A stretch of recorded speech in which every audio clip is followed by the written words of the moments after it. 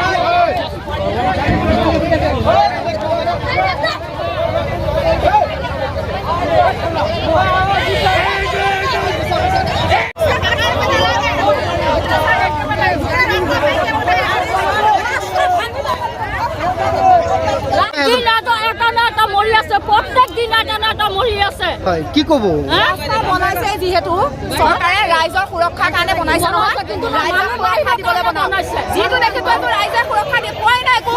Daily কালি মোৰ নিজৰ জেঠাল ঢুকাই গ'ল ঠিকতে, এনেকে মানি লোৱা নহ'ব। এই ৰাস্তা 30 ওপৰত চলাব নোৱাৰিব, চিচি কেমেৰা লাগিব আৰু স্পীড ব্ৰেকাৰ লাগিব, নহ'লে কাইলৈ ৰাস্তা খান্দি দিয়া হ'ব। কোনো গাড়ী মটৰ যাব নোৱাৰিব, ৰাস্তা খান্দি দিয়া হ'ব। ধূপগুৰিৰ পৰা আপোনাৰ ঢিং বজাৰলৈ 10 দিনৰ ভিতৰত 10জনতকৈ বেছি মানুহ মৰিছে। তাৰ ভিতৰতে পুলিচৰ কোনো একো ব্যৱস্থা নাই। এতিয়া এজন মানুহে মাত্ৰ গাড়ীয়ে খুন্দা মাৰি গাড়ী নৰলে, পৰহি এজন মাৰিছে, কালি 2জন ধূপগুৰিত হৈছে, ইয়াত এজন মৰিছে, তাৰ ভিতৰতে ব্যৱস্থা নাই। ডেইলি 4-5খনকৈ এক্সিডেণ্ট হৈছে, প্ৰশাসনৰ কোনো ব্যৱস্থা নাই। ইয়াত যোনে যেনেকৈ চলিব যায় তেনেকৈ চলি যায়, পুলিচ প্ৰশাসনৰ কোনো হেৰি নাই, ব্যৱস্থা নাই। আমি অনুৰোধ কৰোঁ যাতে ইয়াত পুলিচ দি পেলাই যাতে এক্সিডেণ্টটো কমায়। এয়া আমাৰ আজি কি হৈছিল মই কৈ আছোঁ, মই জাষ্ট এইখিনিতে আছিলোঁ। এনেকা এখন গাড়ী গৈছে, বগা গাড়ী এখন, মানে মানুহ চাইকেল লৈ সিফালৰ পৰা আহি আছে, এইজনো সিফালৰ পৰা আহি আছে। মই চাইকেল লৈ আহি আছিলোঁ, আহি মাৰি থৈ মানে গাড়ীখন নৰখিল, গুচি গ'ল চিধা। আমাক এইখিনি প্ৰশাসনৰ শাসনটো লাগে, এনেইতো আমাৰ বেয়া হৈছে।